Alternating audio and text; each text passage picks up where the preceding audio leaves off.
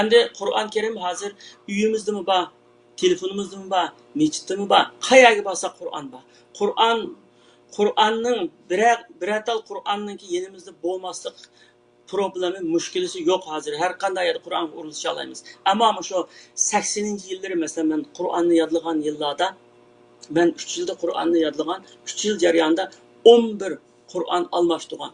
Çünkü bizde yüzümüzde şu Mushafil Osmani degan sahifasi tamam şu Qari Kur'an'ı bizde yo'q bo'lgan. Bizning oyda Shanxayda besilgan bir Kur'an nusxasi bor ekan.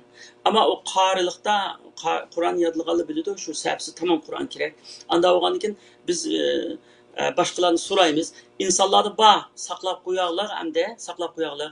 Biroq Qur'onni setish deyotgan yo'q. Har qancha muhtoj bo'lib kelsimi, bizning xalqimiz Qur'onni pulga sotadigan ish asosan yo'q hamda. Anda bo'lgandan keyin biz Qur'onni talab qilsak, o'qib olayang deydi. Tamam bir ish 3 oy o'qib bo'lgandan keyin uning ya navrisi ya balasi o'qiydigan bo'ldi. Uning o Qur'onni evaldi. Ya'ni bizning tep akilimiz bir yezilarda Qur'on bormish deb shunda uzoqqa berib elib akirgan.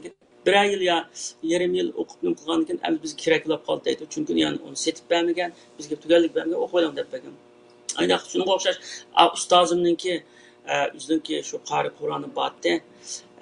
Onu en ahire Kur'an tapamay anda kılganırken muşunun yadlığını dep açtı begen. Begenken ustazımınki balası bilen bile savaktaştıken. Ustazımın balası bilen yaxşı össek şatak yoktu. Balası uğraşıp kalsam balası benden ev aldı. Dadamның kurunu bu da.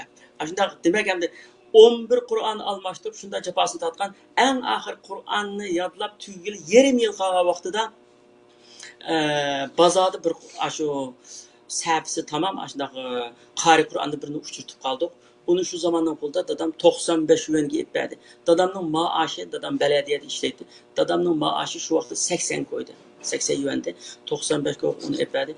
Biz hem de şu bir yer g'oyibdan oltin tep bo'lganda shunda qattiq xo'shilib ketgan shunda.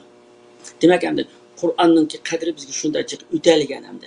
Endi hozirgi zamonda bu Qur'on yo'qlik xafalık yo'q, o'qimaslik xafaligi bor endi. Shunga Qur'onning qadrini bilaylik deyman.